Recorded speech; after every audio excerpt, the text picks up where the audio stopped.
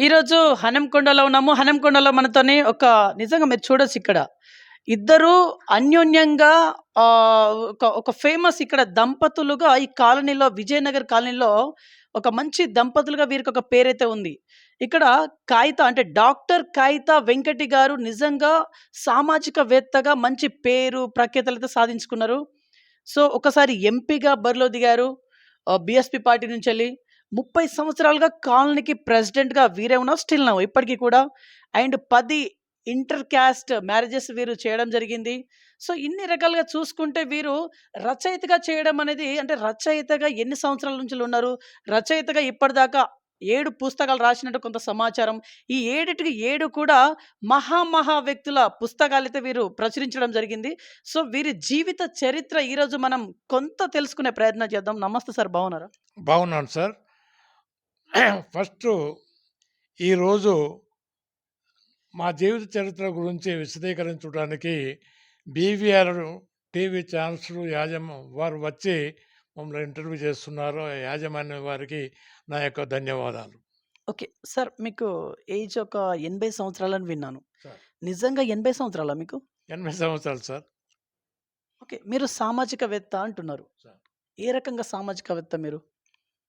నేను సమాజంలో ఉద్యోగం చేసినా గానీ, ఒక వెటర్నరీ డాక్టర్‌గా ఉద్యోగం చేసినా గానీ, సమాజం పరివర్తన కొరకు పాటుపడే కార్యక్రమాలను నిర్వహించేవాడిని. హ్మ్. అయితే ముఖ్యంగా ఏందంటే, నాకు అంబేడ్కర్ యొక్క ఐడియాలజీ తోటి నాకు ఇంకోటేందంటే, మన గౌతమ్ బుద్ధుడు సమానత్వము, సమసమాజము రావాలనే వారు కూడా ప్రయత్నం చేశారు. ఆ లైన్‌లోనే డాక్టర్ అంబేడ్కర్ వారిని గురువుగా స్వీకరించారు. అంబేడ్కర్ గారిని, గౌతమ్ బుద్ధుని గారిని నేను గురువుగా స్వీకరిస్తూనే వారి యొక్క ఐడియాలజీ తోటి నేను సమాజంలో ఏదో ఒకటి చేయాలన్నటువంటి తపనతోటి కార్యక్రమాల ముందున్నాను. అయితే నేను ఉద్యోగం చేసినప్పుడు కూడా నేను చెంజర్‌లో వెటర్నరీ లైవ్ స్టాక్ ఇన్స్‌పెక్టర్‌గా పనిచేసినప్పుడు అక్కడ స్కూల్ నిర్మాణం కొరకు అక్కడ జనముతోటి మమేకమై అల్లూరి సీతారామరాజు అనే నాటకాన్ని ప్రదర్శించి అందులో నేను రూదర్‌ఫర్డ్ పాత్రను పోషించాను. అక్కడ టికెట్స్ బట్టి కలెక్షన్ చేసి అక్కడ స్కూల్‌ను కూడా నిర్మించడం జరిగింది. అదే కాకుండా నేను గెజిటెడ్ ఆఫీసర్స్ అసోసియేషన్‌లో ఒక 10 సంవత్సరాలు సమైక్యాంధ్రలో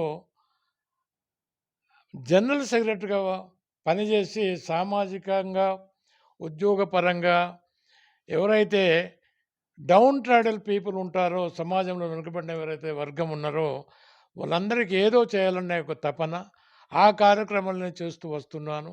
అదే కాకుండా నేను దాదాపు 10 ఇంటర్ క్యాస్ట్ మ్యారేజ్ చేశాను. ఎందుకంటే doctor Babasaheb Ambedkar 'annihilation of the caste' అనే పుస్తకంలో కుల సమాజము, కులము సమానత్వంగా ఉండాలి, కులరహిత సమాజం రావాలి అని అంటే, ఇంటర్ క్యాస్ట్ మ్యారేజ్ అంటే ఇప్పుడు వర్ణాంతర వివాహాలు ఒక ఏకైక మార్గమే కాకుండా సహపంక్తి భోజనాలతోటి ఈ కుల రహిత సమాజం మనం కొంతవరకు మార్చవచ్చు అనేటువంటి వారు 'అనిహిలేషన్ ఆఫ్ క్యాస్ట్' అని ఒక పుస్తకంలో రాయడం జరిగింది. ఆ పుస్తకాన్ని నేను బాగా చదివి ఆయన ఆశయాల కొరకు ఆయన ఐడియాలను నేను స్వీకరించి దాదాపు మా ఫ్యామిలీలో 10 ఇంటర్ క్యాస్ట్ మ్యారేజ్ చేశాను. అందులో 2 అమ్మాయిలు రెడ్డి కులస్తులు, 2 అమ్మాయిలు బ్రాహ్మణ కులస్తులను, 2 అమ్మాయిలను వెల్మ కులస్తులను, 2 బీసీలను దాదాపు 10 మందిని మా కుటుంబంలో నేను ఈ 10 మందికి ఇంటర్ క్యాస్ట్ మ్యారేజ్ చేశాను. ఓకే. అంటే మ్యారేజ్ బ్యూరో ఏమైనా రన్ చేస్తున్నారా? కాదండి. నేను మ్యారేజ్ బ్యూరో చేయను గానీ సామాజికంగా ఇటువంటి కార్యక్రమాలు నేను పాల్గొంటాను. ఓకే. మీరు మహా వ్యక్తుల జీవిత చరిత్ర అయితే పుస్తక రూపంలో మీరు ప్రచురించబడ్డాయి. సార్. అవి ఒక 7 అయితే రాసిల్లు మీరు. సార్. ఈ మహా వ్యక్తులదే రాయాలి అని ఎందుకు అనిపించింది? ఇప్పటిదాకా ఈ 7 ఇంకేమైనా రాసిల్లా? రచయితలు. రాశాను సార్. 7 పుస్తకాలు రాశాను. అయితే నేను రాసిన పుస్తకాలంటే ఈ సమాజము సమానత్వం కొరకు, ఈ సమాజంలో కులరహిత యొక్క సమాజం కావాలి, సమాజం పరివర్తన కొరకు పాటుపడినటువంటి మహానుభావుల పుస్తకాలు నేను రాశాను. మొట్టమొదలు నేను బాబాసాహెబ్ అంబేద్కర్ పుస్తకము రాశాను. భారత రాజ్యాంగ నిర్మాత డాక్టర్ బిఆర్ అంబేద్కర్ అని టైటిల్ మీద ఒక పుస్తకం రాశాను. అంబేద్కర్ ఓకే. ఒక సార్ జీవిత మీరు రాసిన బుక్స్ ఇక్కడనే ఉన్నాయి గదా! అవును సార్. ఒక్కొక్కటి చూపించుకుంటా చెప్పండి. యాహ్! ఏం గాదు. మీరు వరుస పెట్టి చెప్పాల్సిన అవసరం లేదు. ఓకే. డాక్టర్ బిఆర్ అంబేద్కర్ పుస్తకం రాశాను నేను. హ్మ్. ఈ పుస్తకంలో సరే డాక్టర్ బిఆర్ అంబేద్కర్ రాజ్యాంగ నిర్మాత భారతదేశానికి, సమాజం కొరకు అంటే రాజ్యాంగం రాసి హ్మ్. ఫండమెంటల్ రైట్స్ ప్రజలందరూ హ్మ్. ప్రజలందరూ సమానత్వంగా హ్మ్. జీవించాలనేటువంటి ఈ పుస్తకము ఓకే. నెక్స్ట్. ఉన్నది కాబట్టి ఈ పుస్తకం రాశాను. ఓకే. నెక్స్ట్. తర్వాత గౌతమ్ బుద్ధుని పుస్తకం రాశాను. ఈయన మొట్టమొదలు దాదాపు 600 అంటే 2560 సంవత్సరముల కిందట గౌతమ్ బుద్ధుడు ఒక క్షత్రియ రాజు అయినా గాని అన్ని రాజం సుఖాలను త్యజించి ఆయన సన్యాసత్వం పుచ్చుకొని జ్ఞానోదయం పొంది ప్రజ్ఞ, సమత, మమత, కరుణ అనేటువంటి అంశం మీద ఆయన ప్రచారం చేశాడు. దాదాపు 45 ఏళ్ళు ప్రచారం చేసి 80 ఆయన పరమపదించాడు. కాబట్టి మొట్టమొదలు సమాజం కొరకు, సమానత్వం కొరకు పాటుపడిన మహానుభావుడు ఎవరే అంటే గౌతమ్ బుద్ధుడు కాబట్టి వారి పుస్తకం రాశాను. నెంబర్ 2 మళ్ళా మూడవ పుస్తకము మహాత్మా జ్యోతిరావు పూలే. ఈయన మాలి కులానికి బీసీ కులానికి చెందిన మరాఠవాడలో జన్మించాడు.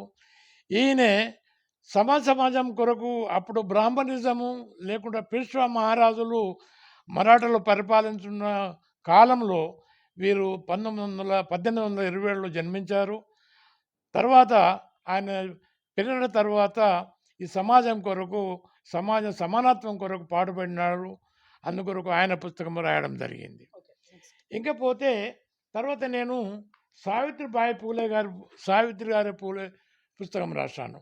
సావిత్రిబాయి పూలే మహాత్మా జ్యోతిరావు పూలే గారి సతీమణి కాబట్టి ఈమె కూడా ఆయనతో పాటు ఈ సమాజానికి ఎంతో అంటే ముఖ్యంగా స్త్రీలకు శూద్రులకు బాగా స్కూల్ పెట్టి మన దేశంలోనే మొట్టమొదలు 1848 సంవత్సరంలో బాలికల పాఠశాల పెట్టి ఆమె మొట్టమొదలు భారతదేశానికి ఉపాధ్యాయురాలుగా నియమించబడే విద్య నేర్పింది కాబట్టి సమాజాన్ని కొరకు ఆమె పాటుపడ్డది, స్త్రీల అభ్యుదయం కొరకు పాటుపడ్డది కాబట్టి ఆమె పుస్తకాన్ని నేను తీసుకొని రాయడం జీవిత చరిత్రలో. తర్వాత పేరియార్ రామస్వామి ఈయన తమిళనాడు ఒక గొప్ప ప్రవక్తగా వారు తమిళందరూ వీరిని కొలుస్తారు. ఎందుకంటే ఈయన కూడా కులరహిత సమాజం రావాలన్నాడు. కాకపోతే ఏంటంటే ఈ మూఢనమ్మకాల మీద వీరికి నమ్మకం లేకుండే ఈ బ్రాహ్మణిజం తోటి ఈ కులం వచ్చింది కాబట్టి ఈ కుల నిర్మాణం జరగాలంటే ఈ బ్రాహ్మణిజాన్ని ఈ పూజారి వ్యవస్థను ధ్వంసం చేయాలనే ఒక ఆలోచనతోటి సమాజ నిర్మాణం కొరకు పాటుపడిన మహాన్ వ్యక్తి. అదే కాకుండా ఇప్పుడు తమిళనాడులో ద్రావిడ మున్నేట్ర కజగం పార్టీ ఉన్నదంటే వీరి యొక్క ఆలోచనతోటి వచ్చిన పార్టీ, వీరి యొక్క ఆలోచనతోటి అది ఉద్ధరించిన పార్టీ. ఇప్పటికి కూడా అక్కడ సమాజం పరిపాలన మాత్రం ఈ పేరియార్ రామస్వామి యొక్క ఆలోచనతోటే మన భారతదేశంలో మొట్టమొదటి బీసీ ముఖ్యమంత్రి తమిళనాడు కన్నడ అనేది కాగలిగాడు. అతను ఒక మంగళ కులానికి చెందిన వ్యక్తి. అది వీరి యొక్క ప్రేరణతోటి, వీరి యొక్క ఆలోచనతోటే అది జరిగినట్టు నేను భావిస్తే ఈ అందుకొరకు వీరి పుస్తకాన్ని రాయడం జరిగింది. ఇకపోతే నారాయణ గురు వీరు కేరళ తత్వవేత్త, సామాజిక తత్వవేత్త. ఈయన ఏంటంటే ఈ సమాజాన్ని మనము మనుషులందరూ ఒకటే, అందరికి ఒకే దేవుడు, అందరికి ఒకటే కులము, ఇంకోటి కులాన్ని అడగద్దు, అడిగినా చెప్పవద్దు, కులరహిత సమాజం కొరకు కేరళలో చాలా ఉధృతంగా కార్యక్రమాలు నిర్వహించి అయితే ముఖ్యంగా ఏంటంటే ఈయన విద్యాపరంగా బాగా కాన్సన్ట్రేషన్ చేయడం జరిగింది. అందుకే మొత్తం భారతదేశంలో అన్ని రాష్ట్రాల కన్నా ఈ మన కేరళ రాష్ట్రంలో 100% ఎడ్యుకేషన్ ఉన్నది ప్రజలకంటే కేవలము మన నారాయణ గురు వల్లనే ఆయన నన్ను అందుకొరకే ఈయన పుస్తకం నేను రాయడం జరిగింది. ఆరైపోయింది సార్. ఇంకా 2 ఉన్నాయి. ఇంకా ఇది చెప్పాను, బుద్ధుంది. చెప్పిల్లా? ఆ, ఓకే. ఇంకోటి ఏంటంటే, నేను నా జీవన ప్రస్థానం అనే ఒక పుస్తకం రాయడం జరిగింది. మీ చరిత్ర ఉంటదా ఇలా? ఈ చరిత్ర నా చరిత్ర మీ అంతా చరిత్ర మొత్తం ఇలా ఉంటదా? ఇంట్లో ఉంటుంది. ఓకే. నా చరిత్ర అంతా ఈ పుస్తకంలో రాయబడి ఉన్నది. ఈ పుస్తకం కూడా మన కాకతీయ యూనివర్సిటీ ప్రొఫెసర్ రమేష్ గారు, వైస్ ఛాన్సలర్ రమేష్ గారు, మన Telugu head of the department professor Banna Ilaiah గారు, డాక్టర్ పల్లేరు వీరస్వామి గారు, వీళ్ళందరూ నన్ను ప్రోద్బలం చేసి నీ యొక్క జీవిత చరిత్ర రాయాలి, ఎందుకంటే నువ్వు చాలా కష్టపడి చిన్న వర్గం నుంచి ఇంత ఎదిగి ఇన్ని పుస్తకాలు రాయడం జరిగింది, కాబట్టి నీ నీ జీవిత చరిత్ర కొందరు స్ఫూర్తిదాయకంగా ఉంటుందని వాళ్ళు నన్ను ప్రోత్సహించారు. కాబట్టి నేను నా జీవన చరిత్రను రాయడం నేను నా జీవన ప్రస్థానం అనే టైటిల్ మీద నా జీవిత చరిత్రను రాయడం జరిగింది. ఇది ఆవిష్కరణ కార్యక్రమము తెలంగాణ ప్రెస్ అకాడమీ చైర్మన్ గౌరవనీయులు శ్రీనివాసరెడ్డి గారు వచ్చి వారి చేతుల మీద ఈ ఆవిష్కరణ కార్యక్రమం నిర్వహించబడినది. Okay sir. ఇప్పుడు మీరు ఇన్ని రకాల బుక్స్ అయితే రాసిలు కదా, 7, 8 ఉన్నాయి కదా మొత్తం. ఇవన్నీ ఎక్కడ ప్రచురించబడ్డాయి, అంటే ఎక్కడ దొరుకుతాయి ఇవి? ఇప్పుడు సామాన్య ప్రజలు ఉన్నారు అందరూ, మీ బుక్స్ కొనాలి చదవాలి అని అనుకునే వాళ్ళు ఎక్కడ దొరుకుతాయి? ఈ పుస్తకాలన్నీ నవచేతన బుక్ స్టాల్స్, విశాలాంధ్ర బుక్ స్టాల్లో మొత్తం తెలంగాణలో అన్ని బుక్ స్టాల్లో దొరుకుతాయి. నవ తెలంగాణ బుక్ స్టాల్లో కూడా దొరుకుతాయి, అన్ని పుస్తకాలు దొరుకుతాయి. ఈ రెండు వీళ్ళు తీసుకున్నారు, వీళ్ళ పుస్తకాలలో అమ్మడం జరుగుతుంది. ఓకే. ఇప్పుడు ఇన్ని రాశిళ్ళు మహా వ్యక్తుల చరిత్ర అయితే మీరు రాశిళ్ళు, ఓకే. ఇదంతా ఇక్కడ వరకు బాగానే ఉంది, కానీ మీకు ఎందుకు సార్ అవార్డ్స్ రాలేదు? ఎప్పుడైనా అనిపించిందా మీకు అవార్డ్స్ అనేది ఏదో ఒక రూపంలో రావాలి కదా మీకైతే, ఎందుకు రాలేదు? నేను అవార్డ్స్ కొరకు ఎప్పుడు ఆలోచన చేయలేదు సార్. మోరోవర్ నా అభిప్రాయం ఏంటంటే, ఈ సమాజంలో నా వంతు ఏమైనా చేయగలగాలి, చేస్తాననే ఉద్దేశంతో మరి ఎలా చేయాలి, బ్యాక్ టు సొసైటీ అని బాబాసాహెబ్ అంబేద్కర్ అన్నాడు. నువ్వు ఏదైతే ఏ వర్గం నుంచి వచ్చావో ఆ వర్గానికి నువ్వేమన్నా చేయగలగాలి అనే వారి యొక్క ఆలోచనతోటి మరి నేను ఎలా చేయాలి, నేను ఆల్రెడీ రిటైర్డ్ అయినా కాబట్టి నేను యాజ్ ఏ వెటర్నరీ డాక్టర్ ఉన్న సందర్భంలో పశువులకు ఒక నిబద్ధతతోటి సేవ చేయడం జరిగింది. అదే కాకుండా నేను ఒక 10 ఏళ్ళు మండల్ డెవలప్మెంట్ ఆఫీసర్ కూడా నేను పనిచేశాను. రేగండలో అండ్ భూపాలపల్లిలో 2 మండల్ డెవలప్మెంట్ ఆఫీసర్గా పనిచేశాను. అటు పశుపోషణకు, ఇటు ఈ మండల్ డెవలప్మెంట్ అభివృద్ధి అధికారిగా మనుషులకు కూడా నేను సేవ చేయడం జరిగింది. అదే కాకుండా డౌన్ ట్రాడన్ పీపుల్కు నేను చాలా కార్యక్రమాలు యాజ్ ఏ మండల్ డెవలప్మెంట్ ఆఫీసర్గా చాలా పథకాలు గవర్నమెంట్ చాలా అందించేటువంటి ప్రయత్నం చేశాను. కాబట్టి దాంతో నాకు కొంచెం తృప్తి కూడా ఉన్నది. ఓకే. అంటే రచయితగా మీకు అవార్డ్స్ రాలేదంటే, రచయితగా మీకు దక్కవలసినటువంటి గౌరవాలు ఇంకా దక్కలేదా? సార్, నాకైతే అవార్డు మీద అంత అభిరుచి లేకున్నా సరే, గుర్తింపు అనేది ఇక నాతోటి కాదు కదా, గుర్తింపు జరిగినప్పుడు కదా అవార్డ్స్ అనేది. అది అందుకొరకు నేను అవార్డ్స్ కొరకు ఎప్పుడు నేను ఆశపడలేదు. సో 1945లో మేబీ మీరు పుట్టుండాలి. 80 సంవత్సరాలంటే 45 కదా సార్? 45లో పుట్టిల్లు మీరు. సార్ మీ ఎడ్యుకేషన్ అంతా ఎక్కడ గడిచింది? మీ బాల్యం అంతా ఎక్కడ గడిచింది? అప్పుడు మీరు ఎలా చదువుకునేవాళ్ళు? అప్పుడు స్కూల్ ఉండేనా? ఎక్కడ ఉండే అసలు? అప్పుడు నేను మా నేటివ్ సైదాపూరు కరీంనగర్ జిల్లాలో ఉంటుంది. ఇప్పుడు అది మండలంగా కూడా పెద్ద మండలం కూడా అప్పుడు ప్రసిద్ధి ఎక్కినది. అయితే అక్కడ 7th క్లాస్ ఉండేది. నేను అప్పుడు 5 సంవత్సరం యాక్చువల్గా నా డేట్ ఆఫ్ బర్త్ కూడా ఖచ్చితంగా 1945 అని నేను చెప్పుకుంటున్నాను, కానీ నా డేట్ ఆఫ్ బర్త్ మా నాన్నగారు కానీ మా ఎవరు కూడా రాయలేదు. ఎందుకంటే వాళ్ళు అంటే విద్యావంతులు కాదు కాబట్టి ఆ కాలంలో రాయలేదు. నేను 5 సంవత్సరాలకు మా అంటే నాన్న అంటే ఇప్పుడు 80 కన్నా ఎక్కువ ఉండొచ్చా? తక్కువ ఉండొచ్చా మీ ఏజ్? ఒక 1 ఇయర్, 2 ఇయర్స్ అటు ఇటు కూడా ఉండొచ్చు. అటు ఇటు ఉండొచ్చు. ఉండొచ్చు. వై ఎందుకంటే యాహ్! యాహ్! నేను 5 సంవత్సరం రాగానే మా నాన్నగారు మా గవర్నమెంట్ స్కూల్‌కు చేర్చడానికి తీసుకెళ్లారు. వారు అడిగారు టీచర్లు డేట్ ఆఫ్ బర్త్ అంటే మా నాన్నగారు చెప్పలేకపోయారు. నేను జూన్ 29 నాడే ఆ స్కూల్‌కి వెళ్ళాను కావచ్చు. వాళ్ళేం రాసారంటే జూన్ 29 1945 అని రాయడం జరిగింది. అదే ఇప్పుడు నా డేట్ ఆఫ్ బర్త్‌గా నేను నా సర్వీస్ బుక్‌లో ఉన్నది. అదే నేను దాన్ని అబ్జర్వ్ చేస్తున్నాను. యాహ్! ఓకే. సో, ఇప్పుడు మీరు అంటే మీరు సెవెంత్ వరకే మీ స్టడీస్ సెవెంత్ వరకేనా? నేను సైదాపూర్‌లో సెవెంత్ వరకు చదివాను. ఆ! అక్కడ ఓన్లీ మిడిల్ స్కూలే ఉన్నాయి కాబట్టి హై స్కూల్ చేయాలంటే కరీంనగర్ కన్నా, హుజురాబాద్ కన్నా వెళ్ళవలసి ఉండే. నేను కరీంనగర్ వెళ్ళాను. హ్మ్. వెళ్ళిన తర్వాత అక్కడ 3 స్కూల్స్ ఉండే. మల్టీపర్పస్ హై స్కూల్ అని, మిడిల్ స్కూల్స్ అని, ఇంకోటి మిషన్ హై స్కూల్ అని. హ్మ్. నేను మిషన్ హై స్కూల్ సెలెక్ట్ చేసుకున్నాను. ఎందుకంటే ఎడ్యుకేషన్ బాగుంటుందని ఆ కాలంలో చెప్పేవాళ్ళు. ఆ స్కూల్‌లోనే నేను చదివాను. యాహ్! హెచ్ఎస్ వరకు చదివాను. నేను ఫస్ట్ క్లాస్‌లో పాస్ అయ్యాను. ఓకే. మీకు సన్మానాలైతే వచ్చినాయి. ఎందుకంటే ఇక్కడ మీ ఇంట్లో కొన్ని ఫోటోస్ నేను అబ్జర్వ్ చేషిన. పొలిటికల్ వాళ్ళతోని మీరు కొన్ని ఫోటోస్‌లలో సన్మానింపబడతా ఉన్నారు. అవి ఏ ఏ సందర్భాల్లో మీకు ఆ గౌరవప్రదం దక్కింది? అయితే నేను సామాజిక కార్యక్రమాలలో చాలా పాల్గొనేవాడిని గదా! హ్మ్. అయితే అప్పుడు బొజ్జ తారకం గాని, జేబీ రాజు గాని వీళ్ళందరూ జిల్లా పరిషత్ హాల్‌లో గాని ఎక్కడైనా చాలా మీటింగ్‌లు కడియం గారి నిర్వహించేవాళ్ళు. ఫోటోలున్నాయి. కడియం శ్రీహరి గారి ఫోటో. శ్రీహరితోటి చాలా సార్లు స్పీకర్. నేను చేశాను. హ్మ్. అయినా గాని ఒక సందర్భంలో స్పీకర్ గారు నన్ను ఘనంగా సన్మానించారు. ఇక్కడ జయశంకర్ యొక్క స్టాచ్యూకు ముఖ్య పాత్ర నేనే వహించి హ్మ్. ఇక్కడ మన యూనివర్సిటీ దగ్గర నిర్వహించాను. హ్మ్. కాబట్టి శ్రీహరి గారు అప్పుడు మంత్రిగా ఉండి స్పీకర్ గారు ముదటిచారి గారు నన్ను సన్మానం చేశారు.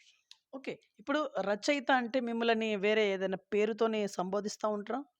ఇప్పుడు రచయితలకి ఇంకొక పేరుంటది గదా సార్! సార్ మీకు అట్లా ఏం అట్లాంటిదేమన్నా లేదు. పేరుందా? డాక్టర్ వెంకటేనే సంబోధిస్తారు సార్. అంతే. అంతే.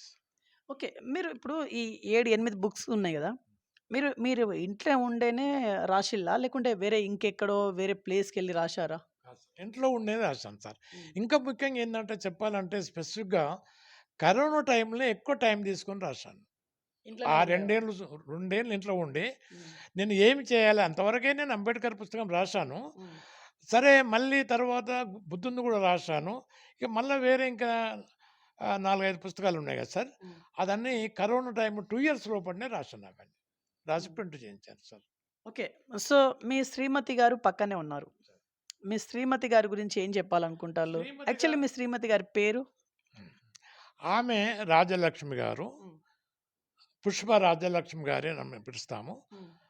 అయితే ఆమె యొక్క ప్రోద్బలము, ఆ ప్రోద్బలమే గాదు, ఆమె యొక్క సహకారం ఉంటేనే నేను ఇన్ని పుస్తకాలు రాయగలిగాను. ఓకే.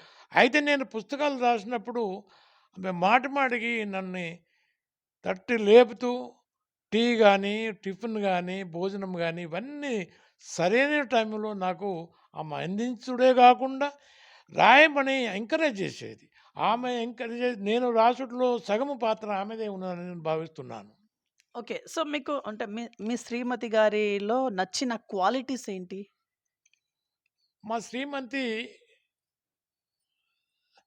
చాలా చక్కగా ఇంటిని ఒక ఇల్లాలు ఇంటిని ఎలా యాహ్! చేయాలో, ఎలా ఉంచుకోవాలో ఆ రీతిలో ఉంచుకోవడమే గాకుండా హ్మ్. ఇంటికి ఎవరైనా ఆతిథ్యులు అంటే అతిథులు వస్తే హ్మ్. హ్మ్. హ్మ్. వారిని చక్కగా రిసీవ్ చేసుకొని గౌరవిస్తూ మర్యాదపూర్వకంగా. మర్యాదపూర్వకంగా వారికి ఏదో ఒకటి టీయా ఏదన్నా ఒకటి వారికి ఆఫర్ చేసి ఈ కాలనీలో ఒక మంచి పేరు ఆమె నాట్ ఓన్లీ దట్ హ్మ్. నేను ఈ కాలనీ ప్రెసిడెంట్‌గా ఉంటున్నాను. హ్మ్. ఆమె లేడీస్‌ని బాగా ఆర్గనైజ్ చేసి బతుకమ్మ పాట గాని, దాండియా కార్యక్రమం గాని, లేకుంటే ఈ దసరా కార్యక్రమములు చేసుట్లో ఆమె ప్రముఖ పాత్ర మా కాలనీ వహిస్తది. కాబట్టి ఆమెకి ఈ కాలనీలో మంచి పేరుంది. మంచి ఇల్లాలు అని మంచి పేరున్నది. ఓకే. ఇక్కడి దాకా బాగానే ఉంది. మీరు చెప్పిన వరకు బాగానే ఉంది. సో, ఇల్లు అన్నంక భార్య, భర్తల మధ్య గొడవలైతే ఉంటాయి. మీ మధ్యలో అట్లాంటిదేమన్నా వచ్చినాయా? మా దగ్గర ఎప్పుడు రాలేదు సార్. ఎప్పుడు రాలేదా? రాలేదు సార్. ఓకే. సో, మీరు చెప్పండి మేడం. బాగున్నారా మేడం యాక్చువల్లీ? బాగున్నా సార్. నమస్కారం సార్. అది నమస్కారం సార్. బాగున్నా సార్. యాహ్! హ్మ్. ఓకే. మేడం మీ సూటిగా యాహ్! మీ న్యూస్ ఛానల్‌కి ధన్యవాదాలు sir. Yeah! Okay. Thank you ma'am. Thank you. Actually ఇప్పుడు సార్ మీ గురించి చెప్పారు. సార్. మీరు చాలా చక్కగా ఇంటిని అన్ని అన్ని రకాలుగా చూస్తుంటారని చెప్పేసి, అతిథులకు మర్యాదపూర్వకం చేస్తుంటారని చెప్పేసి చెప్పారు. మీరు సార్ గురించి ఏం చెప్తారు? హుహు. సార్ గురించంటే చెప్పడం చాలా ఇదున్నది. సారు చాలా మంచి పేరున్నది. హ్మ్. కష్టపడి అంటే అంబేద్కరిస్ట్ తను. హ్మ్. ఇవన్నీ మూఢనమ్మకాలంటారు. హ్మ్. మనమేందంటే పేదలకు హెల్ప్ చేయాలి. హ్మ్. తర్వాత అంటే ఇంటికొచ్చిన వారిని మంచిగా రిసీవ్ చేసుకోవాలి. చాలా నేర్చుకున్నాను. తన హ్మ్. దగ్గర నేను చాలా నేర్చుకున్నాను వచ్చినాక. హ్మ్. ఆహ్, తన భార్యని ఎలా చూసుకోవాలి, పిల్లల్ని ఎలా చూసుకోవాలి, హ్మ్. ఇగ అని చాలా నాకు చాలా నచ్చుతది ఆయనలో. ఎవరొచ్చినా గూడా చాలా మంచిగా రిసీవ్ చేసుకోమంటారు. ఏదన్నా మనం మన ఇంట్లో ఉన్నది ఏదైనా వాళ్ళకిచ్చి పంపియాలి. హ్మ్. వాళ్ళకేదైనా మంచినీళ్ళు, టీ గాని అన్నీ ఏదైనా ఆఫర్ జేసి వాళ్ళకిచ్చి పంపియాలమ్మా అని అంటారు. ఉట్టిగా పంపియకూడదంటారు. అందరితోని కాలనీలో ఫ్రెండ్లీగా ఉంటారు. తన ఫ్రెండ్స్ అయితే ఎక్కడెక్కడి నుంచో ఫోను చేస్తారండి. హ్మ్. ఎందుకంటే చాలా కాడ నుంచి ఫోన్‌లొస్తాయి. హ్మ్. ఎవరన్నా అది రేగొండ నుంచట సార్ ఒకసారొచ్చారు. హ్మ్. తను ఎట్లా పాపం ఒక రకంగొచ్చారు. ఆయనే పైసలు లేవంట. తనొచ్చిండ్రు. వచ్చి డాక్టర్ సాబ్ వీళ్ళెక్కడని ఎతుక్కుంటూ వచ్చారు పాపం ఆయన. ఆ! అంటే సార్ రండి అని గుర్తుపట్టి కూర్చోబెట్టారు. నా దగ్గర డబ్బులు లేవు సారు. నేనేదో పరిస్థితిలో వచ్చినాని ఏదో చెప్పారు. హ్మ్. ఎంత కావాలి సార్ అంటే 500 సమ్ ఏదో ఇచ్చి పంపించారు. కెమెరా. పంపించారు. తర్వాత ఇంకొక ముస్లిం అతనొచ్చారు. ఎవరో తను తెలియదు. ఇట్లా మీరు సార్ ఇక్కడున్నారని తెలిసింది అని తనొక ఆపదలో వచ్చారు. తనకు రూ. 1000, 500 ఇచ్చి పంపించేశారు. అలాంటివి చానా జేస్తారు. తర్వాత టీవీ ఛానల్‌లో జూసి అవటి పిల్లలకు గూడా అది ఇట్లా నెలకు 500 చొప్పున అది హ్మ్. గూడా రాసుకెళ్లారు ఒక అబ్బాయొచ్చి. హ్మ్. వాళ్ళకి గూడా మేము ఇస్తున్నాం సార్ పైసలు. యాహ్! ఇగ అట్లాంటి విషయాలు బాగా జేస్తారు సార్. ఇగ మనము ఇగ అన్నీ దేవుళ్ళని, మూఢనమ్మకాలని అన్ని గుళ్ళు తిరగడం కాదమ్మా. పేదలకు ఏదన్నా మనం చేయగలిగే సహాయం చేయాలంటారు. హ్మ్. తను తను నాకు ఓకే. భర్తగా దొరకడం చాలా నా లక్కీ, నా అదృష్టం గూడా. పిల్లలందరూ గూడా చాలా చక్కగా యాహ్! మంచి పొజిషన్‌లో ఉన్నారు. మాకు చాలా సంతోషం అండి. అదే మాకు ఓకే. ఓకే. ఇప్పుడు ఇన్ని చెప్పిల్లు గదా మీరు. సార్. ఒక చిన్న క్వెషన్. ఇప్పుడు మీ మధ్యలో ఏమన్నా మనస్పర్ధలేమన్నా వచ్చినప్పుడు మీ మీ మీద సీరియస్ అవ్వటాలు ఏమన్నా అది ఏమి రాలేదు సార్ హ్మ్. ఇంతవరకు. హ్మ్. మాకు ఆ పిల్లలు గూడా అదే అంటారు. ఎంత చక్కగా అసలు ఒక్కరోజు గూడా చిన్న గొడవ గూడా రాదు. డ్యాడీ మధ్యలో, మమ్మీ మధ్యలో హ్మ్. అని చెప్పి వాళ్ళు గూడా చాలా పరేషాన్ అయితారు. హ్మ్. ఏదొచ్చినా గూడా అండర్‌స్టాండ్ ఏదన్నా చిన్నగా ఏదన్నా ఒచ్చినా గూడా సార్ అండర్‌స్టాండ్ జేసుకుంటారు. తను కాముంటారు. తను ఏదన్నా బిజీలో ఉన్నప్పుడు నేను గూడా కామ్‌గా అయిపోతా సార్. ఇగ అది అంతటితోనే మర్చిపోతాం. మాకు అలాంటియి ఇప్పటి వరకు రాలేదు సార్ దేవుడి దయ వలన. యాహ్! రావు గూడా. ఓకే. సార్ మీ ఫ్యామిలీ గురించి చెప్పండి. మీ ఫ్యామిలీ మీరు ఎంతమంది అసలు టోటల్‌గా? సార్. ఇప్పుడు నాకు 5 అమ్మాయిలు సార్. అమ్మాయిలే. అమ్మాయిలే. అబ్బాయిలు లేరు. అబ్బాయిలు లేరు సార్. హ్మ్. పెద్ద అమ్మాయి ఆయన భర్త ఆయన సూపరింటెండెంట్ ఇంజినీర్ సార్ ఆర్&బిలో. హ్మ్. రెండో అమ్మాయి చిక్కడపల్లికిచ్చాను. ఆయన హ్మ్. గూడా చార్మినార్ ఫ్యాక్టరీలో, టొబాకో ఫ్యాక్టరీలో అసిస్టెంట్ మేనేజర్‌గా రిటైర్డ్ అయ్యాడు. నంబర్ 3 ఆయన చీఫ్ ఇంజినీర్ సార్. ఎలక్ట్రిసిటీలో చీఫ్ ఇంజినీర్ ఆయన పేరు నారాయణ గారు. హ్మ్. ఇప్పుడు చైర్‌పర్సన్ గూడా వాళ్ళు మళ్ళీ గవర్నమెంట్ ఆయనను అపాయింట్ చేసుకున్నది. హ్మ్. నంబరు 4 ఆయన ఎగ్జిక్యూటివ్ ఇంజినీర్. ఆయన ఇరిగేషన్‌లో అప్పుడు ఆయనే ఇప్పుడు ప్రస్తుతం మన కల్వకుంట్ల చంద్రశేఖరరావు యొక్క కాన్స్టిట్యూషన్‌లోనే ఆయన డిప్యూటీ ఎగ్జిక్యూటివ్ ఇంజినీర్‌గా ఇప్పుడు ఎగ్జిక్యూటివ్ ఇంజినీర్ కూడా అక్కడనే పనిచేస్తుండు. ఆయన చంద్రశేఖరరావు ఆయనను ట్రాన్స్‌ఫరే కానిస్తలేడు. ఇక లాస్ట్ అమ్మాయి ఆయనే అల్లుడు సుధాకరు. ఆయన కొంచెం కాంట్రాక్ట్ చేస్తా ఉంటాడు సార్. నాకు 5 అమ్మాయిలు. 5 బాగానే ఉన్నారు. పెద్ద అమ్మాయికి 2 కొడుకులు. ఒక బిడ్డ. బిడ్డ డాక్టరు. ఆమె మేము మద్రాస్‌కిచ్చాం సార్. మద్రాసు వాళ్ళు సెటిల్ అయ్యారు. ఒక కొడుకు మన ఫారెన్‌లోనే అమెరికాలో ఉన్నాడు. రెండో చిక్కడపల్లి ఆ అమ్మాయి, అబ్బాయి అది ఇంటర్ క్యాస్ట్ మ్యారేజ్. రెడ్డి అమ్మాయితోటి నేను మ్యారేజ్ చేశాను మా మనవనికి. వాళ్ళిద్దరూ గూడా అమెజాన్‌లో జాబ్ చేస్తా ఉన్నారు సాఫ్ట్‌వేర్‌గా. ఇంకోటేందంటే మూడో ఇద్దరు మనుమలు వాళ్ళకు పెళ్ళిళ్ళైనయి. వాళ్ళ పిల్లలని వాళ్ళిద్దరు సాఫ్ట్‌వేర్ ఇంజినీర్‌లే. ఇగ నాలుగో అల్లునికి ఇద్దరు కొడుకులు. ఒక కొడుకు డాక్టరు, ఒక కొడుకు ఇంజినీరు. వాళ్ళింకా ఇంజినీర్‌గా చేస్తున్నాడు ఫైనల్ ఇయర్. డాక్టరు ఆయన పీజీ కొరకు ప్రయత్నం చేస్తున్నాడు. లాస్ట్ అమ్మాయి ఒకడే కొడుకు. ఆయన ఇంజినీరింగ్ చేస్తుండు సార్. ఇది మా యొక్క సంతానం సార్. 8 మంది మనవలు, 2 మనవరాలు సార్. 10 మంది.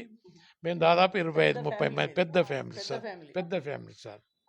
అయినా గానీ అన్యోన్యంగా మంచిగా మంచి ఆదర్శ ఫ్యామిలీగానే మేము జీవిస్తున్నాం సార్. ఓకే. అంటే ఏదైనా పండగొస్తే అందరికి అన్ని అందరు ఇక్కడికొస్తారా? అందరొస్తారు. అందరొస్తారు.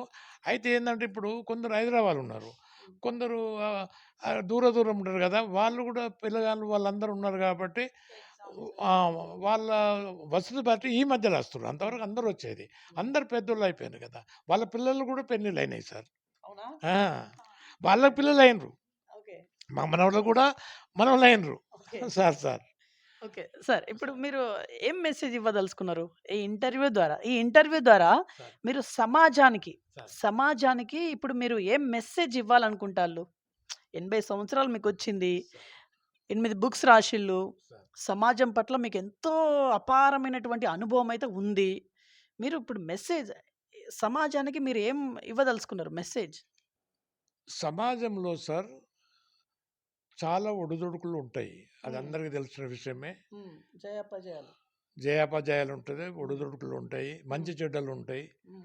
అన్నీ ఉంటాయి. అయినా గానీ, ఎవరైనా గానీ సమాజం కొరకు తను ఏమైనా చేయగలుగుతాననే లైన్‌లో ఆలోచన చేసి, ఈ సమాజం కొరకు ఈ అంబేద్కర్, గౌతమ్ బుద్ధుడు గానీ, అంబేద్కర్ గానీ, ఈ మహానుభావులు 6 మంది మహానుభావుల పుస్తకాలు రాసినారు గదా! వాళ్ళ ఆలోచనతోటే నేను గూడా వాళ్ళ ఆలోచనతోనే నడవాలని నా యొక్క ఆలోచన సార్. సమాజం గూడా అట్లా ఆలోచించి మంచి సమాజము, సమస్త సమాజము, కులరహిత సమాజం వస్తుందనను కోరుకుంటాను. ఆ లైన్‌లోనే పౌరులందరూ జీవించి సుఖ సంతోషాలతో ఉండాలని నేను యాహ్! ఆశిస్తున్నాను సార్. ఓకే. తెలంగాణ మలిదశ ఉద్యమం కాకుండా తొలి దశ ఉద్యమంలో గూడా మీ పార్టిసిపేషన్ అయితే ఉంది. సార్. యెస్. మీరు అంటే 1969లో మీరు అప్పటికే వృత్తిలో ఉండొచ్చు మేబీ. సార్. జాబ్ వృత్తిలో ఉండంగానే మీరు ఉద్యమాల్లో పాలుపంచుకున్నారు. యాక్చువల్లీ ఉద్యమాల్లో మీరు చేసిన యాక్టివిటీస్ ఏంటి? 69లో ఏం జేషిల్లు? ఈ 2001 నుంచెల్లి ఏం జేషిల్లు? తెలంగాణ రాష్ట్రం సిద్ధించనంత వరకు? 69లో చాలామంది నేను అప్పుడే జాబ్‌లో చేరాను. హ్మ్. అయితే అప్పుడు అంతమంది నేను స్టూడెంట్ ఉండే గాబట్టి, సరే స్టూడెంట్‌గా కొన్ని కార్యక్రమాల్లో నేను చేరేవాడిని. హ్మ్. అయితే ఆ టైంలో నాకు జాబ్ వచ్చింది కాబట్టి, ఇక జాబ్‌లో చేరి గూడా జాబుకు ఎలాంటి విధులకు ఇబ్బంది కలగకుండా విధులను సక్రమంగా నిర్వహిస్తూనే నేను ఉద్యమాలలో కొన్ని కార్యక్రమాల్లో పాల్గొనేవాడిని. అంతవరకే నా యొక్క పాత్ర. మళ్ళీ 2001లో స్టార్ట్ అయింది గదా! అప్పుడు కూడా నేను ధర్మశాలలో అసిస్టెంట్ సర్జన్‌గా పనిచేస్తున్నాను. అయినా గానీ సర్జన్‌గానే చేస్తూ గూడా హ్మ్. ఈ బయట కార్యక్రమాలలో నాకు టైం ఉన్నప్పుడు ఎలాంటి ఈ గవర్నమెంట్ డ్యూటీకి భంగం కలగకుండానే ఆ విధంగా నా శాయశక్తి కూడా నేను ప్రయత్నం చేశాను. అప్పుడు వినోద్ గారు గానీ, లేకుంటే వీళ్ళందరూ గూడా నన్ను బాగా ఇష్టపడేవారు. నేను రిటైర్డ్ కాగానే అప్పుడు నేను గెజిటెడ్ ఆఫీసర్ల అసోసియేషన్‌కు నేను జనరల్ సెక్రటరీ ఉండే సమైక్య. రిటైర్డ్ ఎప్పుడైల్లు సార్? సార్ రిటైర్డ్ ఎప్పుడైల్లు? 2003లో అయినాను సార్. 2003లో. 3లో అయినాను ఓకే. సార్. లాస్ట్ సర్విస్ ఎక్కడ? లాస్ట్ సర్వీసు చిట్యాల అసిస్టెంట్ డైరెక్టర్‌గా. యాహ్! ఓకే. సార్. హ్మ్. అందుకొరకు ఇక అప్పుడు కాగానే నేను టీఆర్ఎస్‌లోనే చేరాను. ఒక ఓకే. 6 నెలలు పనిచేశాను. హ్మ్. నన్ను పరిగి ఇన్ఛార్జ్‌గా గూడా మన వినోద్ ఎంపీ గారు, అప్పుడు ఎంపీ కాలేదు. వినోద్ గారి యొక్క పాత్ర బాగుండేది. ఆయన కేసీఆర్ గారితోటి నేను 3 గంటలు ఇంటర్వ్యూగా నేను తీసుకున్నాను. హ్మ్. అదన్నీ నా జీవిత చరిత్రలో రాశాను. ఇవన్నీ రాశాను. హ్మ్. ఈ సందర్భం ఏందంటే, అప్పుడు ఒక ఇంటలెక్చువల్ ఫోరము వరంగల్ అని ఒకటి ఫార్మ్ చేశారు. ఉద్యమకారులు. ఉద్యమకారులు ఇంటలెక్చువల్ ఫోరం. హ్మ్. Intellectual forum. హ్మ్. అయితే యూనివర్సిటీలో ప్రొఫెసర్ సాంబయ్య అని వీసీ ఉండి ఆయన చనిపోయాడు. హ్మ్. ఆయన వీసీగా ఉండి నిజామాబాద్‌లో. ఇంకోటి ఇప్పుడు గాలి వినోద్ అని మాట్లాడుతుండు చూడు. హ్మ్. మన లా కాలేజ్ ప్రొఫెసర్ డీన్. ఆ! హి వాజ్ ఆల్సో దీనిలో ఇంటలెక్చువల్ ఫోరం ఉండే. నన్ను కన్వీనర్‌గా చేశారు. ఆయన కన్వీనర్ ఉండి మేము అంటే 1903 ఆ ప్రాంతం నేను అసిస్టెంట్ డైరెక్టర్ ఉన్నాను. జాబ్ చేస్తున్నాను. అప్పుడు గెజిటెడ్ ఆఫీసర్ అసిస్టెంట్ నేను ఉన్నాను. అయితే అప్పుడు కేసీఆర్ ఒక అపాయింట్మెంట్ తీసుకొని మేము 3 గంటలు డిస్కస్ చేసాం ఆయనతోటి. నేను పర్సనల్‌గా intellectual forum Warangal intellectual forum కన్వీనర్‌గా నన్నే చేశారు. నేనే మాట్లాడాను 3 గంటలు. ఆయన మా అపాయింట్మెంట్ తీసుకొని పోయి మాట్లాడాము. తర్వాత మధ్యాహ్నం కాగానే భోజనం చేయించాడు. మళ్ళా మాట్లాడాం. చాలా డిస్కస్ చేసాము. ఇప్పుడు మీరు చెప్పమంటే చెప్తా గానీ కొంచెం ఒక ఆ! 1 మినిట్ 1 మినిట్‌లో చెప్పండి. నేను అడిగాను, సార్ మీరు ఇప్పుడు విద్యార్థులకు ఎల్‌కేజీ నుంచి పీజీ వరకు ఉచిత విద్య ఇస్తా అంటున్నారు. ఎలా సాధ్యమని అడిగాను. అడిగిల్లా? అడిగాను. హ్మ్. అప్పటికి ఒక పాంప్లెట్ తీశారు వాళ్ళు ఒకటి. బుక్‌లెట్ వచ్చింది. అడిగితే ఎందుకు అనుకుంటే చేయొచ్చు కదా డాక్టర్ సాబ్ అన్నాడు. ఇంకోటేమన్నాడంటే ఆయనే ఈ ఇంటింటికి నల్ల వాటర్ నేను ఇవ్వగలుగుతాను ఒక ప్రామిస్ చేశాడు. చేసి నేను అడిగాను, అది సాధ్యమా సార్? పల్లెటూరులో తండాలో అది సాధ్యమైపోయినా అంటే, అవునండి మీరు సిద్దిపేటలో చూడండి నేను ఎమ్మెల్యేగా చేశాను మీరు చూడండి అని అన్నాడు. అది చేశాడు కూడా అప్పుడు. ఇంకోటేంటంటే 3 ఎకరాల భూమి ఇస్తా ఉంటున్నారు ఎస్సీలకు. అది సాధ్యమా సార్ అని కూడా అడిగాను. అది సాధ్యమే. ఏమున్నది అనుకుంటే గవర్నమెంట్ అనుకుంటే చేస్తది. ఏమున్నది సాధ్యమే. అట్లా ఒక 5, 6 క్వెషన్స్ అన్నిటికి సాధ్యమని చెప్పుతూ ఇంకోటేమన్నాడంటే, డాక్టర్ సాబ్ where there is a will there is a way. ఎక్కడైతే ఏదైతే మనం అనుకుంటామో అది మనం చేయగలుగుతాము. కానీ చిత్తశుద్ధి కావాలి, సంకల్పం కావాలి. అవి ఉన్నప్పుడు తప్పకుండా చేస్తాం. డెఫినెట్ ఒకవేళ టీఆర్ఎస్ అంటే ఇదైతే మన ప్రభుత్వం వచ్చేది ఉంటే డెఫినెట్‌గా ఈ కార్యక్రమాలను చేసి చూపెడతానని కూడా చెప్పాడు. వీళ్ళందరూ మేము డిస్కస్ ప్రొఫెసర్ల ముందర మేము 5, 6 పోయినాం మేము. అది సార్ అది అవన్నీ దాదాపు చేశాడు.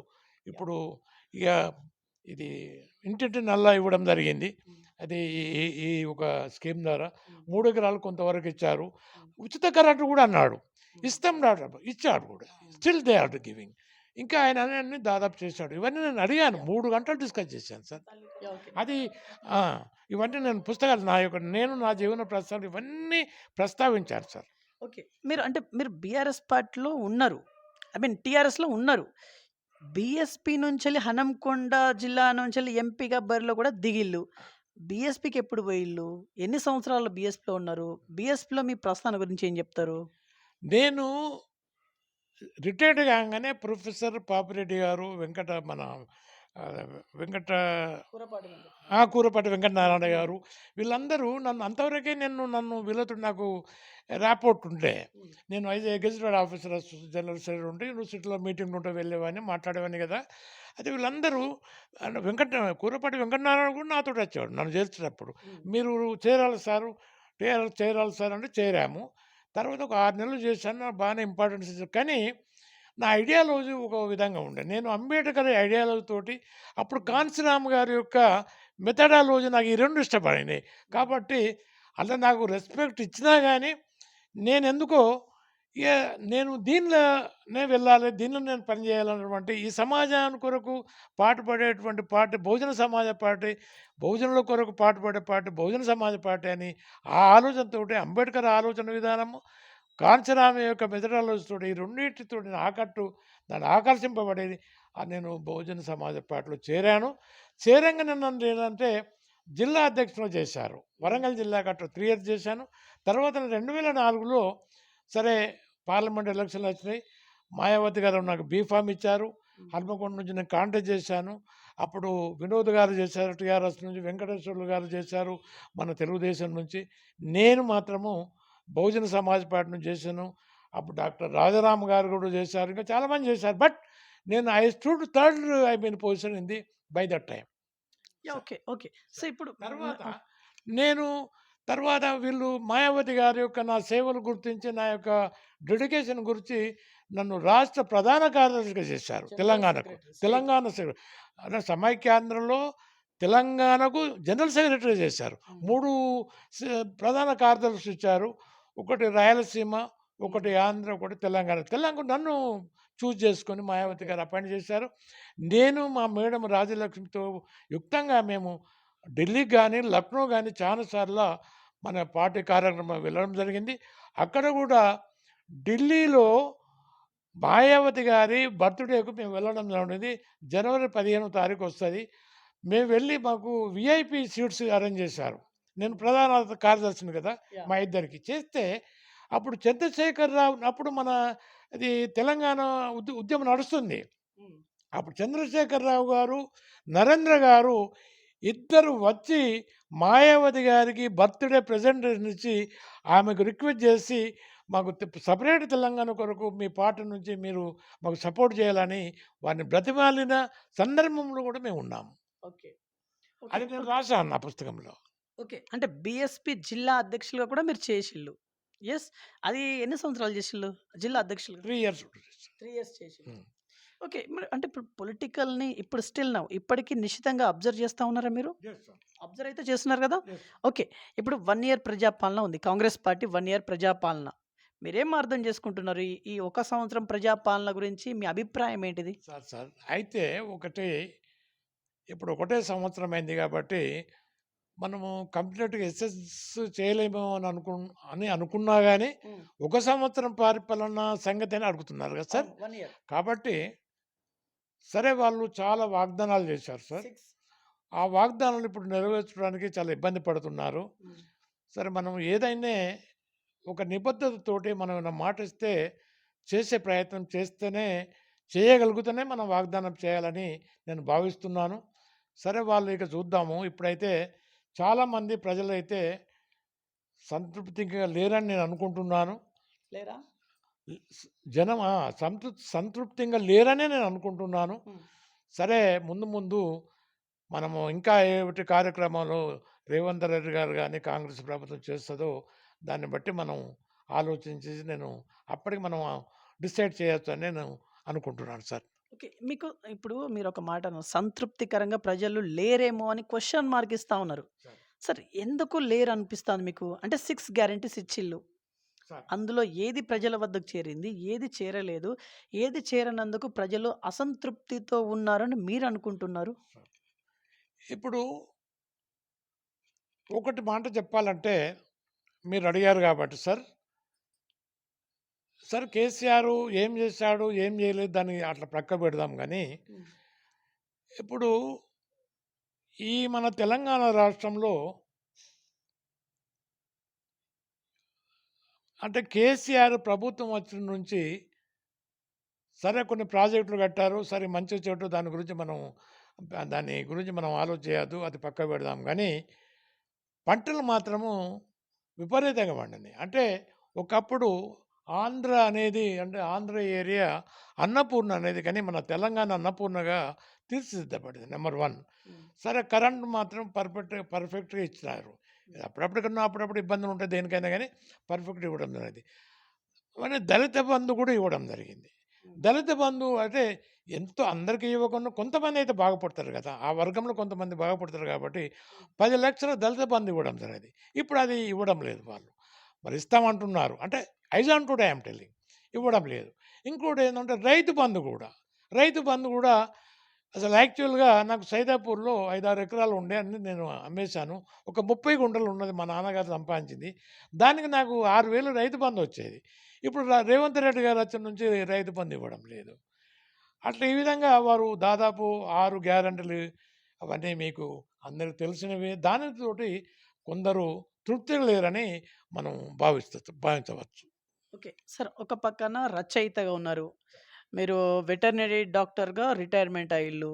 ప్రజల్లో మంచి స్పందన మీ గురించి ఉంది. ఓకే. 80 సంవత్సరాలు వచ్చేసింది. సమాజం పట్ల మీకు అతీతమైనటువంటి, అపారమైనటువంటి అనుభవం అయితే ఉంది. అన్ని రకాలుగా చూసుకుంటే మీరు సాధించాలి అనుకున్నటువంటి ప్రతీదీ సాధించగలిగిల్లా?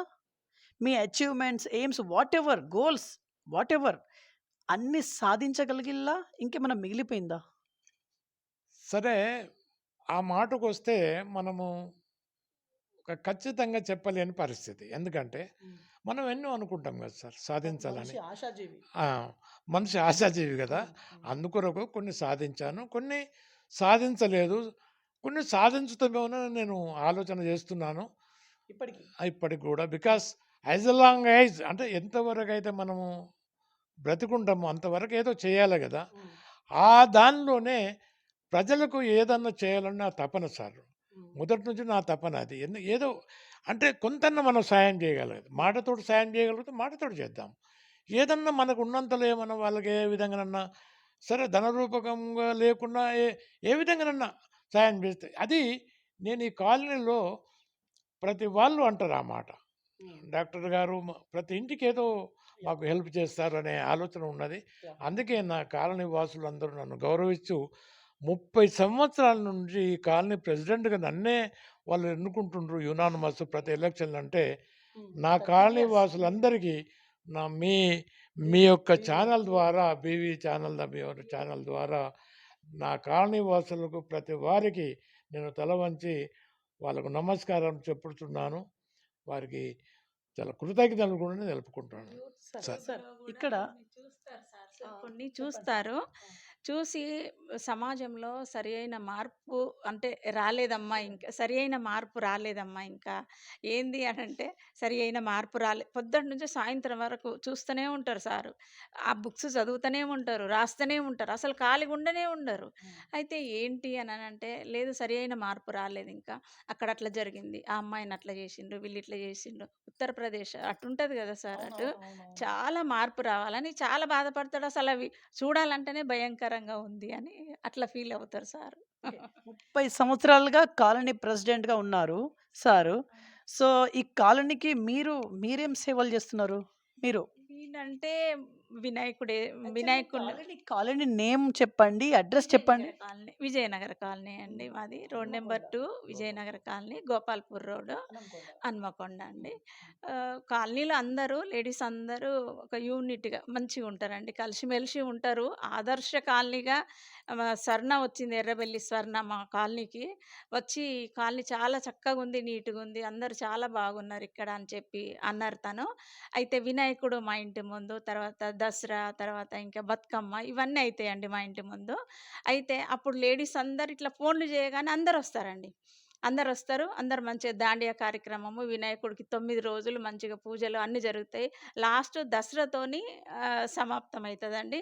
ఆ దసరా రోజు గూడా జమ్మి పూజ చేస్తారు. ఒకరికొకరు జమ్మి ఇచ్చుకుంటారు అందరూ. అయ్యగారొస్తారు. అది ఆ పూజ అది చేస్తారు. మాతోని చదివిపిస్తారు. అందరూ చేస్తారు. జమ్మి ఇచ్చుకొని ఒకరికొకరు అది అదేంటి దసరా శుభాకాంక్షలు తెలుపుకుంటారండి. చాలా చక్కగుంటారు అందరూ. మీ మీ ఏంటి టీవీ తరపున బీవీఆర్ టీవీ ఛానల్ తరపున వాళ్ళందరికీ, పిల్లలందరికీ, లేడీస్ అందరికీ నేను ధన్యవాదాలు తెలుపుకుంటున్నానండి. ఓకే. సార్ ఇప్పుడు మీరు 8 పుస్తకాలున్నాయి గదా! మీ బుక్స్ 8 ఉన్నాయి గదా! మీ రచనలు. అందులో ఏదో ఒక బుక్ నుంచెల్లి ఇప్పుడు ఒక రచన ప్రేక్షకుల కోసం ఏదైనా ఇప్పుడు చదివి వినిపించగలరా? సార్. ఇది ఏం బుక్? బుద్ధుడు. గౌతమ్ బుద్ధుడు. గౌతమ్ బుద్ధ్ చూపియండి ఒకసారి. ఓకే. ఓకే. ఇప్పుడు ఇలా నుంచెల్లి ఏ రచన మీరు చదవాలనుకుంటాళ్ళు?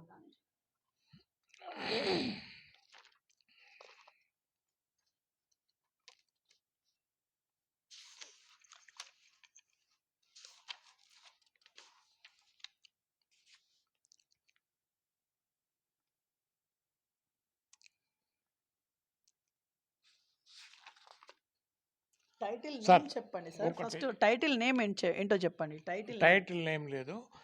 ఇప్పుడు అంబేద్కర్ బుద్ధిజాన్ని ఎందుకు స్వీకరించారనేది ఒక మాట ఓకే. చదువుతాను. బౌద్ధములో ప్రజ్ఞ, కరుణ, సమత సూత్రాలతో ఉన్నందున అవి నన్ను ఎంతగానో ఆకర్షించినవి.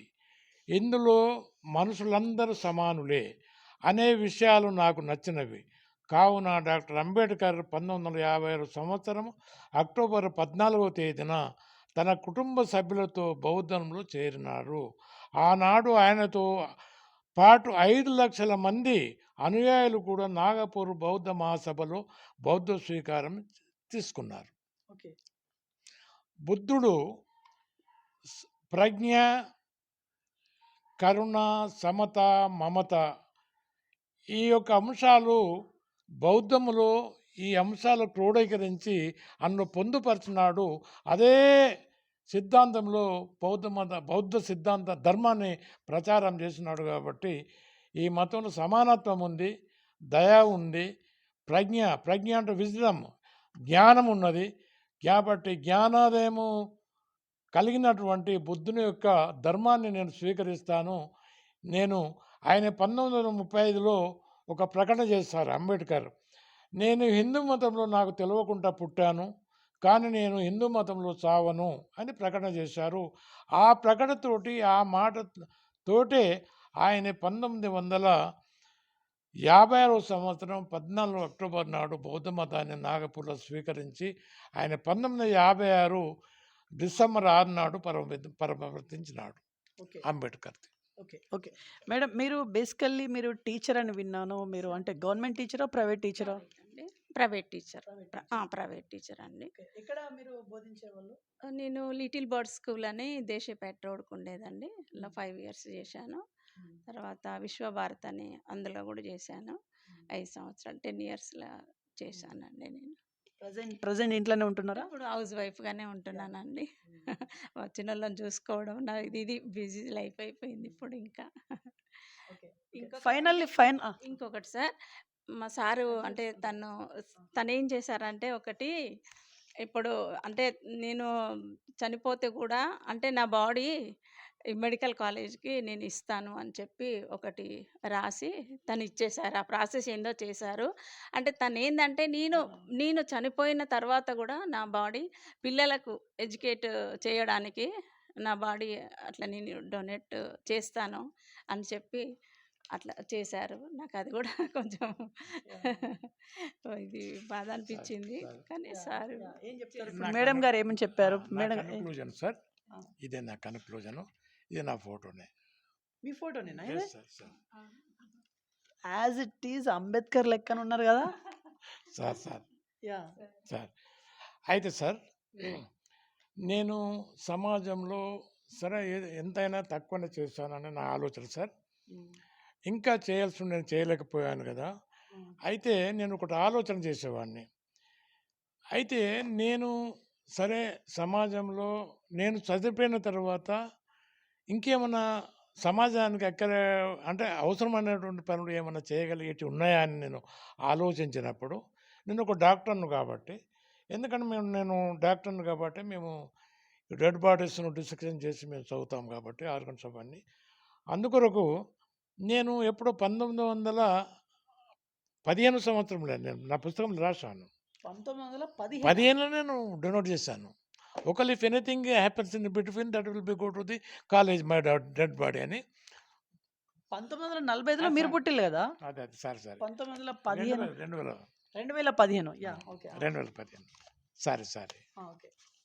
ఇదే 2015 యాహ్! 2015లో మీరు సారీ చెప్పండి. అయితే ఏమన్నా చేయగలుగుతామని ఆలోచించేవాడిని. అయితే నేను చనిపోయిన తర్వాత కూడా నా డెడ్ బాడీని కాల్చడము లేకుంటే పాతిపెట్టడం జరుగుతుంది కదా. హ్మ్. అట్లా అయ్యే బదులు నా డెడ్ బాడీ అంటే మెడికల్ కాలేజీ స్టూడెంట్స్‌కు అవసరం రావాలన్న ఉద్దేశంతోటి నేను, నేను చనిపోయిన తర్వాత నా డెడ్ బాడీని కాకతీయ మెడికల్ కాలేజీకి డొనేట్ చేయడానికి నేను ప్రిన్సిపాల్ గారిని సంప్రదించి, నేను లీగల్‌గా ఆగారెడ్డితోటి లీగల్‌గా నోటరీ రాయించి, అంటే 2015 15 11 తారీఖే ఉన్నట్టుంది. 2015 నా డెడ్ బాడీని ఆల్రెడీ నేను మన కాకతీయ మెడికల్ కాలేజ్‌కి మెడికల్ స్టూడెంట్స్ కొరకు వాళ్ళకి అవసరం కొరకు డిసెక్షన్ చేసి ఆర్గన్స్ వాళ్ళు స్టడీ చేస్తారు కాబట్టి వారిని నేను డొనేట్ చేయడం జరిగింది sir. Okay. So my yeah! Okay. Okay. ఇప్పుడు మీకు 80 సంవత్సరాల్లో కూడా మీరు చాలా యాక్టివ్‌గా నడుస్తున్నారు. మాట్లాడుతున్నారు, యాక్టివ్‌గా ఉన్నారు.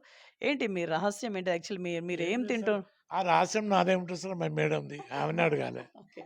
ఏం లేదు సార్. సరే నేను ఎక్సర్సైజ్ చేస్తాను చిన్నగా. సరే అంతవరకు నడిచి ఇప్పుడు కొంచెం నడుస్తలేదు. కాళ్ళు నొప్పులుంటాయి హ్మ్. గదా. హ్మ్.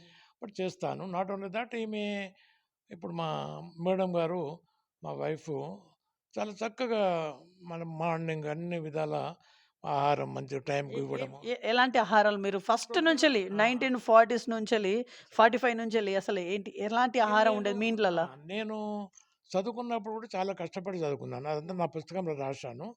ఈవెన్ వెటర్నరీ కాలేజీలో కూడా నేను చాలా కష్టపడ్డాను. రాజనగర్‌లో కూడా చదివాను కదా. ఎట్లాంటి ఆహారం తినేవాళ్ళు మీరు అప్పుడు అప్పటి రోజుల్లో? అప్పటి రోజుల్లో అంటే ఇప్పుడు నేను అది ఇంకోటేందంటే నేను సెవెంత్ మా ఇంట్లోనే ఉండేవాడిని కదా సైదాపూర్‌లో. హ్మ్. ఇక 7 తర్వాత హై స్కూల్ వరకు నేను హాస్టల్‌లో ఎస్సీ హాస్టల్‌లో ఉండి చదివాను. హ్మ్. ఎస్టీ హాస్టల్ వాళ్ళు ఏం సార్ ఉండేది. అక్కడ చదివి చాలా కష్టంగానే ఎందుకంటే వాళ్ళు పొద్దున్న ఏదో భోజనం పెడతారు. సాంబార్. సాయంత్రం పెడతాడు, సాంబార్. సాంబార్ పెడతాడు. సాంబార్ ఎలా ఉంటుంది అంత మనం చెప్పొద్దు గానీ, హ్మ్. తిన్నాము అయిపోయింది అప్పుడు. హ్మ్. అలాగనే కష్టపడ్డాం, చదివాం. తరువాత నేనేందంటే హైదరాబాద్ గూడా వెళ్ళి అక్కడ గూడా హాస్టల్‌లో ఉన్నాను. హ్మ్. వెటర్నరీ నేను ఫస్ట్ ఏందంటే నేను సరే నా ఆలోచన ఏందంటే ఏదో డాక్టర్‌ని కావాలని ఉండే. హ్మ్. అయితే ఫస్టు అప్పుడు మాది పూరెస్ట్ ఫ్యామిలీ మాది. హ్మ్. మా పూరెస్ట్. నాన్నగారు నీరటి చేస్తాడు. నీరటి అంటే పొలంలో అంటే కట్ట మీద ఉండి ఆ పొలం తూముల ద్వారా పంపి పొలాలకు పారిస్తారు గదా! నీరటి అంటారు దాన్ని. ఓకే. ఆయన చేసేది అది మాకు ఇబ్బందిగా ఉండేది. నేను మా నాన్నగారు, నేనును, మా అక్కగారు ఇద్దరం ఉండేది. మా నాన్నగారు, మా అమ్మగారు నన్ను బాగా చూసేది. అయినా ఒక్క కొడుకని చదివించారు ఆ కాలంలో. ఆ! ఆ కాలంలో. అప్పుడు. అంతే కదా సార్. చదివించారు. అందుకొరకు అక్కడ చదివాను. తర్వాత హైదరాబాద్ పోయి గూడా అక్కడ ఇదంతా కూడా 1950, 60సా? ఆ! ఆ! అంతే లోపట్నే కదా! అంతే. 60 లోపటే కదా! 60 లోపటే. ఆ! ఆ! 63 అక్కడ హెచ్ఎస్‌సి పాస్ అయ్యాను. ఆ! తర్వాత హైదరాబాద్ పోయాను. హైదరాబాద్‌లో కూడా అప్పుడు వెటర్నరీ డిప్లొమా అని ఉండే. హ్మ్. అప్పుడు జాయిన్ అయ్యాను. హ్మ్. తర్వాత డాక్టర్ కావచ్చు అని ఒక ప్రాస్పెక్టస్ ఉంటే, సరే ఇప్పుడైతే జాబ్ అయితే చేయాలి కదా! అప్పుడు చాలా పూరెస్ట్ ఫ్యామిలీ కదా మాది. హ్మ్. అని డిప్లొమా చదివేటప్పుడు కూడా నేను చాలా కష్టపడ్డాను. హ్మ్. అయితే మా నాన్నగారు నెలకు రూ. 10 మాత్రమే పంపేది. నేను కాస్మోపాలిటన్ హాస్టల్ అని దారుషాబు దగ్గర చార్మినార్ దగ్గర ఉంటదది. నెలకు రూ. రూ. 10 10 అప్పుడు. అదే రూ. 10 ఓన్లీ మన బస్సు దాన్ని చార్జ్. చార్జ్ అంట. దాని కొరకు ఏది పాస్ కొరకు బస్ పంపేవాడు. పాస్. ఆ! అయితే నేను కాస్మోపాలిటన్ హాస్టల్‌లో ఉండేవాడిని. హ్మ్. కాస్మోపాలిటన్ హాస్టల్‌లో ఎస్సీలు ఉండేది, బీసీలు ఉండేది, అందరూ ఉండేదంట. ముస్లిమ్స్, మైనారిటీస్ అందరూ ఉండేది. చదివేది ప్రొఫెషనల్ కోర్స్ ఉస్మానియా గాని అందరూ చదివి. అయితే నేను రోజు దారుషాపు నుంచి రాజేంద్ర నగర్ పోవాలి. పోవాలంటే 10 కిలోమీటర్లు ఉండేది. 10, 15 ఉంటది. హ్మ్. అయితే అప్పుడు బస్సు పాసు. నేను బందనా దగ్గర వచ్చి అంటే హైకోర్ట్ దగ్గర బస్ స్టాప్ కాడ వచ్చి ఒక 2 మైళ్ళు దారుసాప నుంచి 2 మైళ్ళు మన మదీనా హోటల్ దాకా వచ్చి అంటే హైకోర్ట్ దాకా వచ్చి ఆడ బస్ ఎక్కి నేను అట్లా పోయి చదివేవాడిని. అయితే ఒకసారి మా నాన్నగారు రూ. 10 పంపలేని పరిస్థితి ఒక్కోసారి. మరి నేనేం చేయాలి అయితే 10 మైళ్ళు నడిచిపోయేవాడిని. అవునా? ఆ!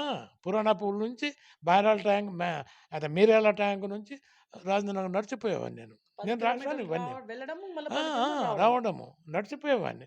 ప్రొద్దున హాస్టల్‌లో కాసిం అని ఒక అతను వడ్డించేవాడు. హ్మ్. పొద్దున 7 గంటలకి అందరికీ కొంచెమే భోజనం పెట్టేది కొలతతోటి. మళ్ళా మధ్యాహ్నం అక్కడనే ఉంటాం గదా! మళ్ళా సాయంత్రం ఈ టైంకి 7 గంటలకొస్తే మళ్ళా కొంచెం అప్పుడు ఆ టైంలో ఇక మధ్యలో టిఫిన్ చేద్దామంటే కూడా నాకు పైసలు లేవు. ఆకలైనప్పుడల్లా నీళ్లు తాగేవాడిని. హ్మ్. ఆ పరిస్థితిలో నేను ఒక డాక్టర్‌గా అది చదివాను. అయితే ఒక సందర్భంలో నేను నడుచుకుంటూ వెళ్తున్నా మీరాలం ట్యాంక్ దగ్గర మా ప్రిన్సిపల్ గారు డాక్టర్ మహాలింగం అని సైకిల్ మోటార్ మీద వస్తున్నాడు.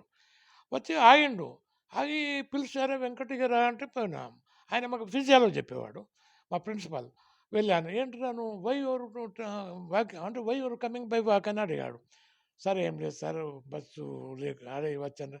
చెప్పండి బాబు అంటే ఎందుకు నడుచుకుంటూ వస్తున్నావు అంటే మా నాన్నగారు ఇట్లా డబ్బులు బస్ పాస్ లేకుండే సార్.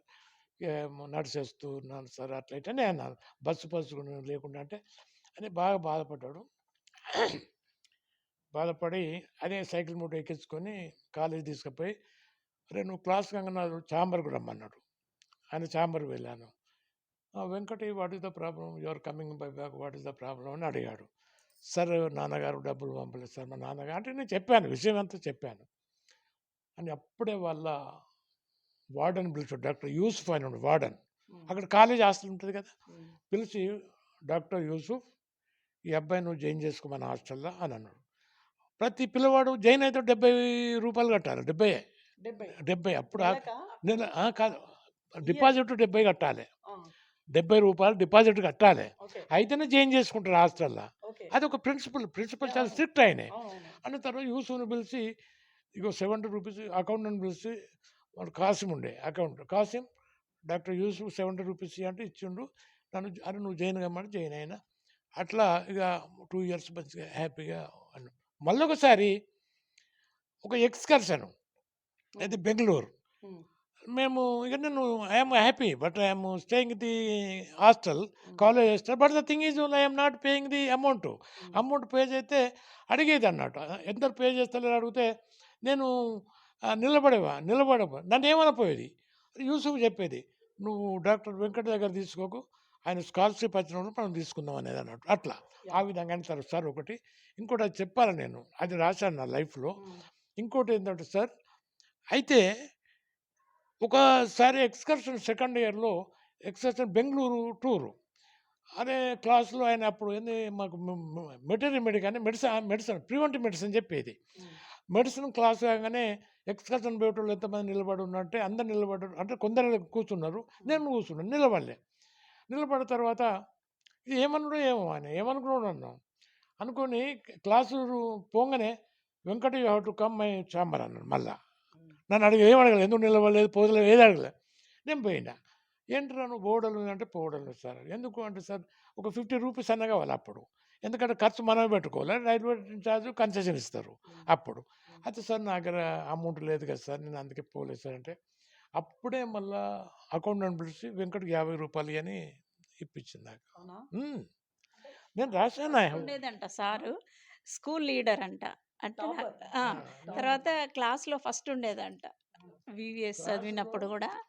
అట్లా అందరికి మార్క్స్ తక్కువొచ్చినా గూడా సార్ల దగ్గర పోయి మళ్ళీ పేపర్ చూసి అట్లా రికమెండేషన్ ఒక్క మార్క్‌తోని లైఫ్ ఒక 1 ఇయర్ వేస్ట్ అయితది సార్ మీరని అంటే సార్ మాట కాదనలేక అయితే వాళ్ళు సార్ ఇది అయితే చేశారు. మేము నేనన్న రూ. 50 ఎట్లా సార్ అంటే, no, no you have to go this నీ ఆపర్చునిటీ మళ్ళా దొరకదు కదరా అంటే, సార్ అంటే రూ. 50 వచ్చి ఎక్స్‌ట్రా పే వచ్చును. మళ్ళీ సరే నా స్కాలర్‌షిప్ వచ్చిన తర్వాత కవర్‌లో పెట్టుకుపోయి ఇచ్చాను. తీసుకోవాలి. No, no Venkata you keep it with you don't bother about that అన్నా గాని, నేను మళ్ళా ఆయన రిక్వెస్ట్ చేసినా తీసుకోలేదు. నేను మళ్ళా అకౌంటెంట్ ఛాంబర్‌లో పోయి రైట్. అకౌంట్‌కి ఇచ్చి వచ్చేదన్నట్టు. అట్లా. రైట్. అది నేను I have wrote here. Okay. మీ జీవిత చరిత్ర బుక్‌లో. నా దాంట్లో అది నేను నా జీవితం మరవరానిది. హ్మ్. అట్లా. ఓకే. సార్ ఇంటర్వ్యూ ముగించే ముందు సార్. Finally sir. ఇప్పుడు మీరు ప్రజలకేమైనా చెప్పుకోవాలనుకుంటాల్లా? ప్రజలకు కావచ్చు, ఇంకెవ్వరికైనా కావచ్చు. పోనీ మీ జీవితంలో ఇప్పటిదాకా అడిగిన క్వెషన్‌లు కాకుండా ఇంకేమైనా మిగిలిపోయిన సన్నివేశాలు కావచ్చు, వాటెవర్. మీ హోల్ 80 ఇయర్స్ ప్రస్థానంలో ఏమన్నా మిగిలిపోయిందుంటే చెప్పుకోండి. ఫైనల్ ఇప్పుడు ఏం చెప్పాలనుకుంటాళ్ళు? ఫైనల్. ఒకటే సార్ నా యొక్క ఆలోచన విధానము బుద్ధుడు ప్రవచించినట్టు, హ్మ్. అంబేడ్కర్ ఆలోచించినట్టు హ్మ్. సమాజం రావాలని నాది ఒక ఆలోచన. అది హ్మ్. రావడము, రాకపోవడము అది ఇట్ ఈస్ నాట్ ఇమ్మెటీరియల్. హ్మ్. వాళ్ళ ఆ మహానుభావుల యొక్క ఆలోచన విధానంతోటే నా లైఫ్‌ని నేను లీడ్ చేస్తున్నాను సార్. ఇక ముందు కూడా అలాగే లీడ్ చేస్తాను సార్. ప్రజలు కూడా అంటే శీలవంతులై ప్రేమ, శీలము, సమత, మమత ఇవన్నీ కరుణ, దయ. కరుణ, దయ హ్మ్. ఇవన్నిటితోటి జీవిస్తే బాగుంటది. 10 మందికి యాహ్! ఉంటదని నేను కోరుకుంటున్నాను సార్. మేడం మీరేమైనా చెప్పాలనుకుంటారా? ఫైనల్. మనుషులంతా ఒకటే సార్. అందరూ సమానంగా ఉండాలి. అందరూ ప్రేమ, కరుణ, దయ, జాలి మనకు ఎవరికన్నా ఏదన్నా హెల్ప్ చేయాలి. వాళ్ళు బాధలో ఉన్నప్పుడు వాళ్ళని ఆదుకోవాలి. మనకు అవసరం ఉన్నప్పుడు మనం వాళ్ళ దగ్గర నుంచి సహాయం కోరాలి అనేది నా మాట సార్ ఓకే. అది. మీరు మీరు జీవితంలో సంతృప్తికరంగా ఉన్నారా మీరు? Okay sir. సంతృప్తికరంగానే ఉన్నాను. ఓకే. సరే ఓకే. ముగించేస్తున్నా. ఇంకేమైనా ఉందా? ఏం లేదు సార్. మీకు థాంక్స్ చెప్పడమే నా యొక్క ధర్మం. అదొకటే మిగిలిపోయింది sir. Okay. I am very, very thankful to your BVR. BVR TV channel యొక్క యాజమాన్యానికి ధన్యవాదాలు సార్. ధన్యవాదాలు sir. Yeah! Sir. Yeah! Thank sir. You. Thank you madam. Thank you sir. So ఇది ఇవాల్టి ఇన్ఫర్మేషన్. చూస్తున్నాను BVR TV news. Until then bye. Take care.